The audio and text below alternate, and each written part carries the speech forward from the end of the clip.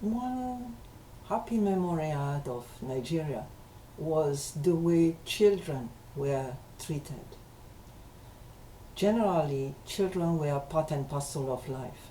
For example, when we were all fetching water, because water was lacking, even the little kids, those that were very little, were given just a tin, a small tin to fetch water. And what they fetched was just like 2 glasses of water. That was the content. But they were very, very happy because they went along with others, were given those that little quantity of water. And even though they might have poured the whole thing on the way back, but at least they felt that they were already part of the family. Taking care and taking part in the chores at home was a clear and strong message that was given to children that you are part of the family. Whatever the family is doing, you are doing. You are a recognized member, you are valued. And that is invaluable, absolutely invaluable. And they were already also part of the conversations. They were not shifted when conversations were going a bit on the adult side.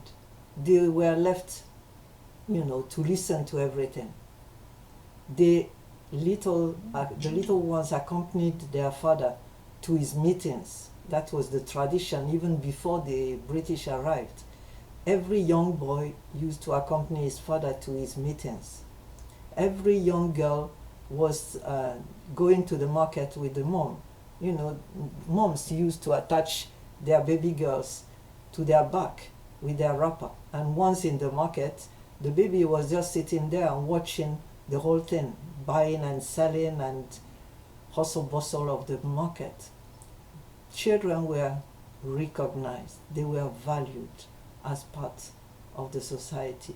And one thing that was also interesting was in our Pentecostal church in 89-90, the children were not carted away during the teaching part of the service.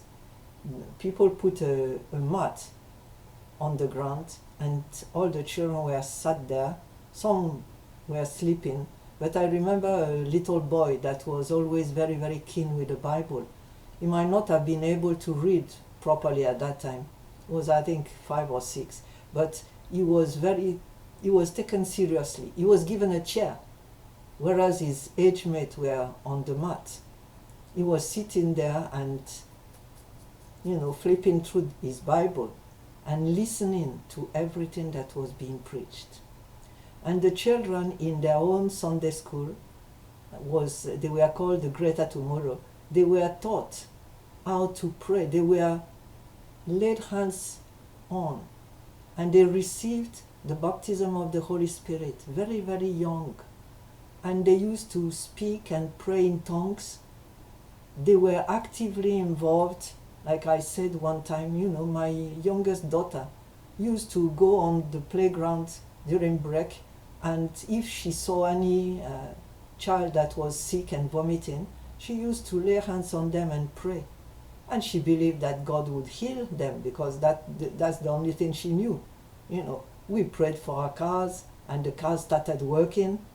So one time we even drove 20 kilometers without petrol because there was no other choice. And we told God, please, we need to go home.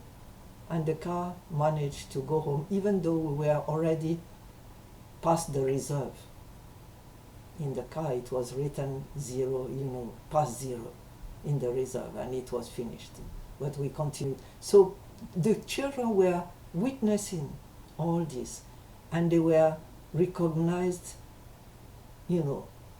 fully fledged members of the church, even though they were small.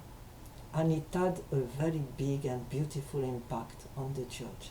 I found that sometimes in the West we tend to, separate the children. Toys for kids, sleeping time for kids, what the kids can listen or not listen. They are just living in a second parallel world. And it was not like that in Nigeria. Even bedtime, there was no bedtime for kids. You know, they were part of the conversation, and then when they fall asleep on the ground, people pick them up and send them to bed, you know. And that was something I really loved, and our children grew up that way.